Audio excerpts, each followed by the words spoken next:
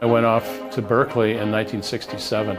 It was, as Ronald Reagan declared, a 4-year education in sex, drugs, and treason.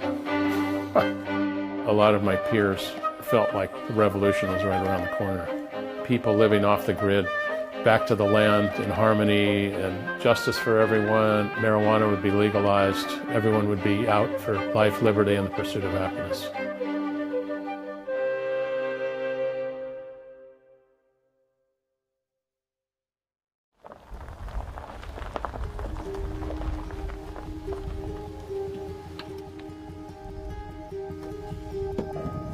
Our house is completely off the grid. We have a 25 kilowatt solar system and a 1500 watt hydroelectric system. We compost, we recycle, we grow our own vegetables. We're running a hot tub, a Tesla, 3 households, and 2 well pumps, all off of the solar system. Go ahead. I think everyone should experience living off the grid at least once to understand what energy is all about. You can't understand paying your $50 a month bill until you haven't had any electricity. That's good. But I could see some visits. It's gratifying to see all the things that we preached over the last 40 years come to fruition and go mainstream. There's some sense of satisfaction, but a greater sense of hope that somehow this can be stretched out to a much larger percentage of the population.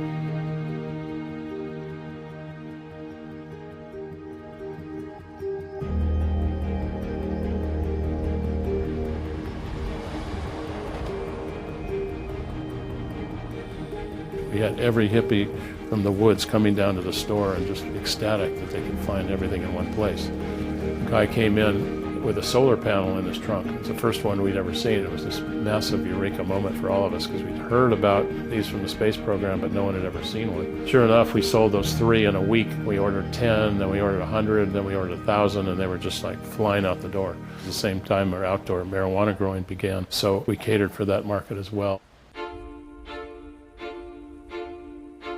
I think that cannabis contributed in a large way to where we are now with the off-grid lifestyle, because people who have regular jobs might not have been able to afford these types of systems. The electrical companies don't even provide power where we are. We're pretty remote.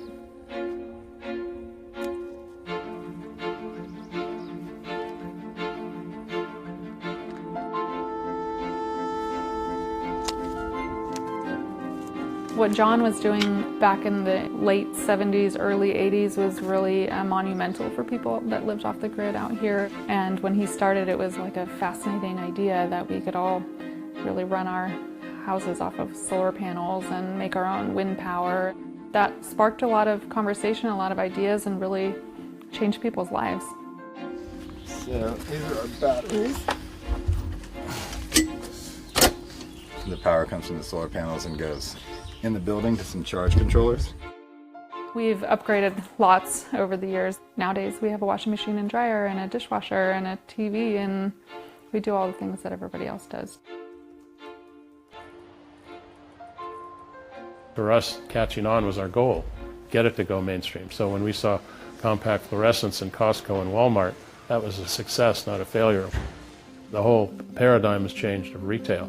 So what's the next big thing we were talking about? We realized it was the connection that people really wanted. So let's turn the Solar Living Center into a place where we minimize the store, but turn the center into an event center and bring all these people together of like minds to give them a place where they can truly connect. And the name we've come up with, which we're going to launch in a couple of months, is Ecotopia. We want them to forget the world that they normally live in and experience a parallel universe where everything is good and right and hopeful and optimistic, where they're going to learn about renewable energy, natural building, alternative construction. It's not a pipe dream of the future, but it's here right now. We want them to experience that and take that inspiration and go back to their homes and turn it into action.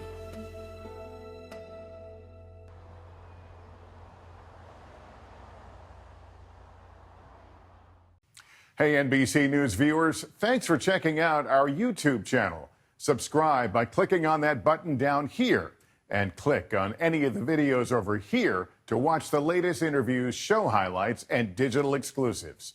Thanks for watching.